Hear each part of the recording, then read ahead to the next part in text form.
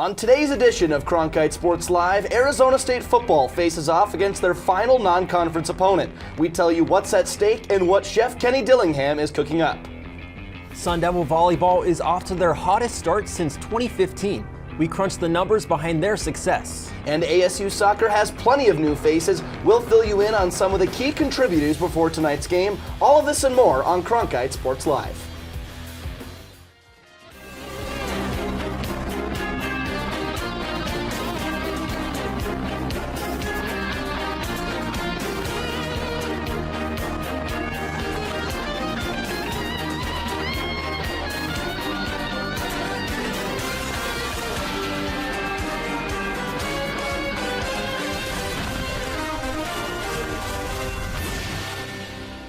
From downtown Phoenix in Studio 6, welcome to Cronkite Sports Live. Jonah Krell alongside Riley Swenson. And Riley, last Friday, we had the underclassmen on the desk, some young pups in Ben and Blake. But today, we have the upperclassmen taking back our territory, the Bulldogs, if you will. Yeah, Jonah, you're absolutely right. And ASU is going to be seeing some Bulldogs this weekend themselves in the form of Fresno State. These two teams come in on different trajectories, to say the least, and both have plenty to play for. For ASU, they are looking to avoid a 1-2 start in back-to-back seasons for the first time since 1998 and 1999. They're in the same spot they were a year ago, being 1-1 with a loss to Oklahoma State, when, as we all well know, they lost to the mighty force of Eastern Michigan. Thanks a lot, Herm. And if you're thinking it won't happen again because they're playing a group of 5 team, that's where you're wrong. In the Sun Devils' last 8 games, they are just 3-5 against the Mountain West, including a loss to, you guessed it, Fresno State in the 2018 Las Vegas Bowl. As I just mentioned, Fresno State is not your average group of 5 team. To break down the Bulldogs, we bring in a dog of our own in WCSN football reporter Ben Paris. Arizona State isn't just hosting some team from the Mountain West in their final non-conference game on Saturday, but a team who is on an 11-game win streak and has won their last 4 bowl games they've played in. The Bulldogs were the #1 offense and #2 ranked defense en route to winning the Mountain West last season, as they averaged 30.6 points per game while their opponents only scored 19.4. Through their first 2 games this season, the offense has scored 73 points thanks to the big arm of redshirt sophomore and UCF transfer Mikey Keene. The Chandler, Arizona native has thrown for nearly 600 yards so far in the 2023 campaign and has quickly developed a good chemistry with senior Eric Brooks, the 5'7" slot receiver who was quick off the line and has generated 3 touchdowns early this season. The Bulldogs will throw fast and throw often under the direction of head coach Jeff Tedford, who returned to his alma mater in 2021 after a stint as the head coach from 2016 to 2019. On defense, Fresno State often likes to present what's called a bear front, a popular run defense that utilizes 3 defensive linemen and 2 edge rushers to create a 5-man rush. The scheme is meant to prevent the big run on the outside, which means Cameron Scadaboo and the ASU run game will have their work cut out for them. Senior linebacker Lavelle Bailey has showed his ability to be a disruptor on defense after closing out against Purdue with a batted down pass in the 4th quarter, along with an overtime interception to walk it off.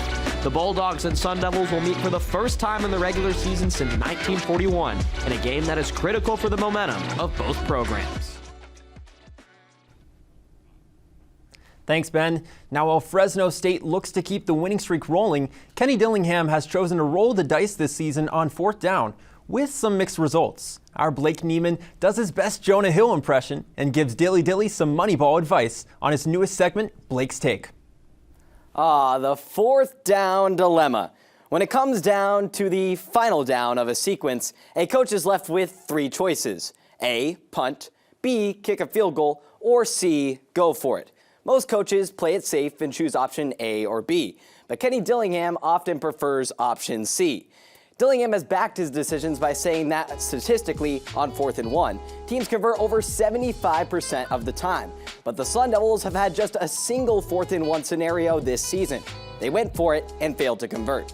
Outside of that, ASU has rolled the 4th down dice on 5 other occasions. Ironically, the 2 best bets that ASU hit on came on the longest lines. First, a 4th and 8 47-yard touchdown connection between Jaden Rashada and Xavier Guillory in the season opener. Then the duo hooked up again, this time on 4th and 10, with a 34-yard strike versus Oklahoma State. Now, I'm no financial advisor, but looking at it right now, Dillingham's better off investing his trust in his defense than gambling on his offense hitting the jackpot. Thanks, Blake. Now, staying on the topic of Dillingham, sometimes he brings out some interesting analogies. Coach gave one of his more intriguing ones earlier this week when he went off on a tangent about truffle fries. Check this out. What is that really expensive thing that people put on fries? I'm spacing on it. Yeah, truffle, right? My wife always talks about it, right? You know, truffle's elite, but you can't put truffle in everything.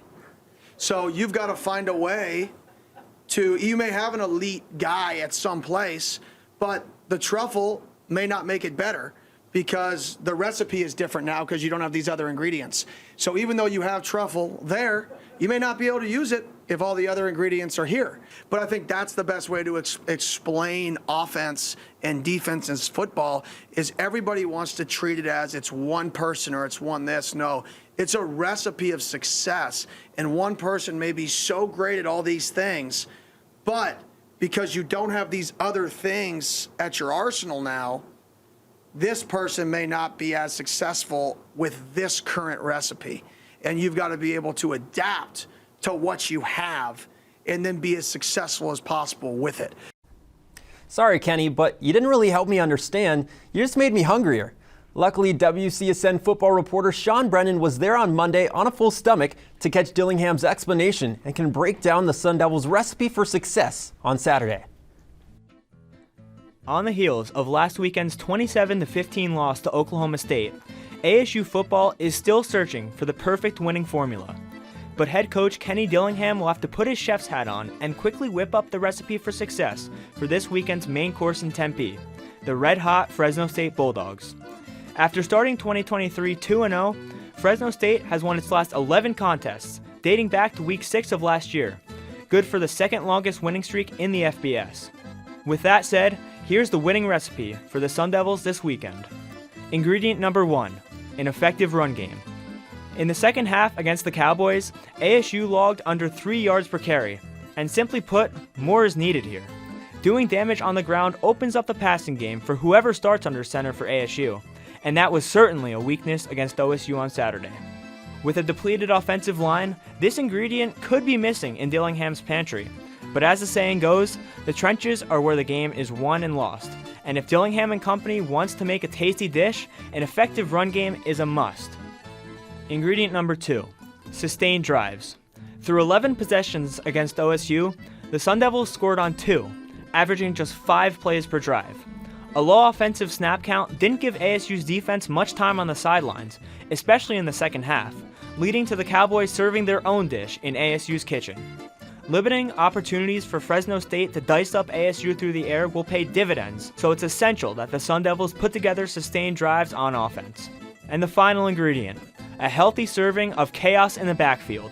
ASU's defense has been a bright spot so far this season, but will have its work cut out for it against the Fresno State attack that attempts over 40 passes per game.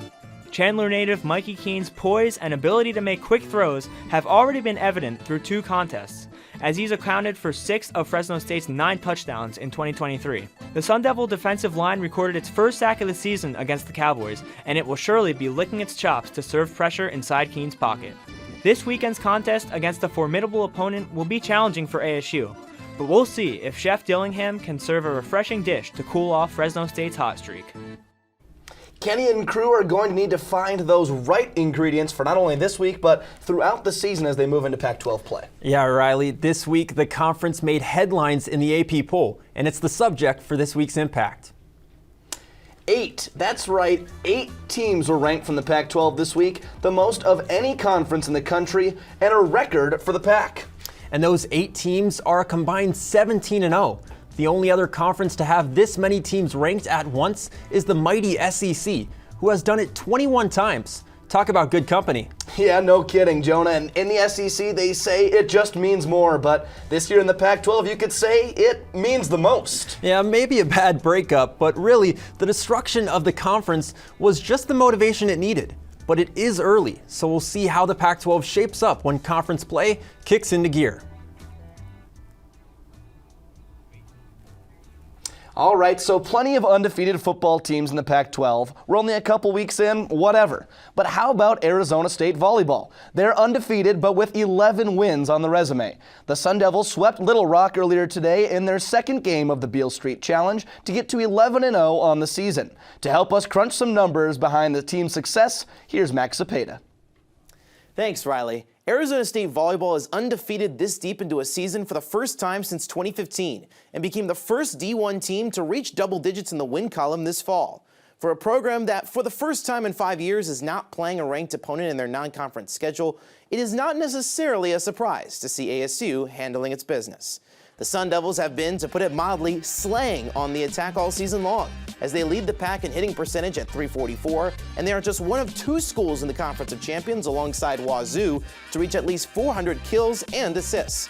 This has been mostly led by the efforts of ASU's premier vets, like Latvian superstar opposite hitter Marta Levinska, who leads the conference in service aces with 22 and is 4th in kills with 123.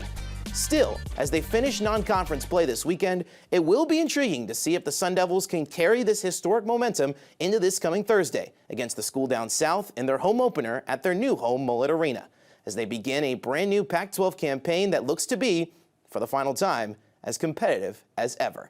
Back to you guys at the desk. Thanks, Max. That 2015 team you mentioned, like Vince McMahon once said, they were special. To highlight them, we need to go into the vault with our very own Crawford McKinstry.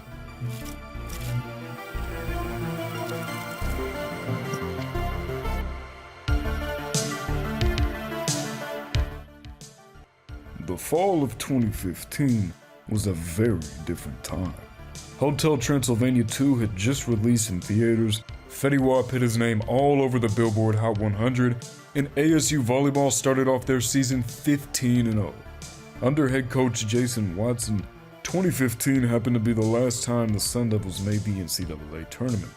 Arizona State torched their competitors to begin the season, only dropping 6 out of their first 52 sets. The Sun Devils won 12 out of 15 home matches, including a victory against rival U of A to open up Pac-12 play. ASU's defense put their opponents in a chokehold, allowing only a 178 hitting percentage and finishing within the top 15 for both total team blocks and blocks per set. While names like outside hitter Jelly Sear and libero Mary Schroll headlined today's roster, the stars of the past had some game too. Senior middle blocker and All-American honorable mention Whitney Follett anchored ASU's defense, finishing the season with 113 blocks, good for 6th best all-time in a single season for ASU volleyball. Follett's 2015 campaign put her in elite company, becoming only the 4th Sun Devil to record 400 career blocks. Despite their success, Arizona State had to fight through some challenges. After winning 15 straight and peaking in rankings at 5th in the country, the Sun Devils' ascent to the top quickly turned downhill. Over the last 17 matches of the season, ASU volleyball would pick up only 4 more wins, a stark contrast from their blazing hot start to the year. As the end of the regular season rolled around, Arizona State sat at 19-13. Although they couldn't keep up their early season onslaught, they still secured a spot in the NCAA tournament. The Sun Devils went on to lose to Florida State in the first round, ending their season and beginning a near decade-long stretch without a postseason appearance. J.J. Van Niel and the Sun Devils of today look to emulate their success from years ago and potentially usher in a new era of winning for ASU volleyball. Thanks, Crawford, for that look into the past. For ASU soccer, it's all about the present, as head coach Graham Winkworth has shifted gears this season with an overhauled roster. WCSN soccer reporter Devin Henderson is in studio to break down some new faces. Devin, what do you got? Yeah, Jonah, Sun Devil soccer is back, and there's a lot to be excited about for the new season. Look, we saw some notable old faces leave the program last year, but never fear because the new talent is here to make an immediate impact. There are 15 new players in Tempe between transfers and freshmen, and naturally not all of them will play right away, but a month into the season through non-conference play, 4 players have already established themselves as key contributors to the rotation. I'm talking about forwards freshman Savannah Maley and 5th-year transfer Suzuka Yosei logging big minutes up top, both over 60 a game, already scoring goals for the Devils. I'm talking about freshman midfielder Ella Apquitna, who started 6 of 8 games, grabbing a goal for herself and absolutely running the middle third. Man, I'm talking about freshman defender Emily Simpson, also starting 6 games so far, and who you may not see scoring many goals, but best believe she's been locking it down in a back line that's only allowed 3 goals all season. Look, we can talk all you want about the players that have left and how great they were, but let's talk about the here and now. Right now, Pac-12 play is coming, Oregon State next week, and through a month of the season, these 4 look to be the ones leading ASU into a new era of Sun Devil soccer in the Valley of the Sun. Guys? That was kind of his message to me, was don't waver, that it doesn't matter, don't worry about the results right now, worry about the process, and if you stay true to the process, the results will happen. And I really appreciated that message from a guy who's done it a long time, who's been really successful, who's seen a lot of people succeed and a lot of people fail. That was Kenny Dillingham last Saturday talking about the advice and wisdom he received from Oklahoma State head coach Mike Gundy. And the truth of the matter is, Dillingham has already been sticking to the process, and he's been given every chance to waver, starting with a bowl ban that crushed the spirits of seniors just wanting a crack at the postseason. How about making a late shift to a true freshman quarterback as your starter, or dealing with so many injuries that you can't even have a full scout team to practice against? Well, Kenny, you asked for adversity, and now you got it. But throughout it all, he has trusted the process to build his culture. He dismissed 2 expected contributors from the team in training camp. He brought back Camp T, now a leadership council. A standard is being set to be a good person and to get better every day. And don't get me wrong, the process has its growing pains too. Dillingham is taking a good hard look in the mirror at himself, pointing out to the media when he makes an in-game mistake. He knows it's not going to be perfect right away and sees the long term, but he also sees the present and hates to lose. After the loss to Oklahoma State, he barely slept and rewatched the game 3 times. So you can criticize Dillingham all you want for the 4th down calls and the so-called blunders, but that's not going to change a thing. He's shown that he's not going to sacrifice anything to develop his foundation, culture, and process.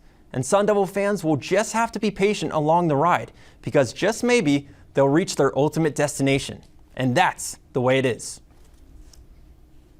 Time for some top plays at number 3. We head out to the pitch down in Tucson. ASU taking on the Texas Tech Red Raiders. Texas Tech with a chance to score here, but Pauline Nels in net says, how about no? Flips it over the top of the net. The Sun Devils would lose 1-0. At number 2, we go to ASU volleyball taking on Memphis. First set, Shannon Shields sets up Marta Levinska. Bam! A Latvian laser. Sun Devils earn their 4th straight sweep. We started top plays with some football. Let's end with some football. I'm talking about Jaden Rashada going deep to his man Elijah Badger. 65 yards, reservations for 6. The Sun Devils would lose 27-15. They'll look to bounce back this week. That'll do it for us here in Studio 6. Make sure to keep it locked on all our platforms this weekend to follow along with the ASU action. For everyone behind the camera and the studio, Jonah Krell and Riley Swenson saying so long. Have a good one.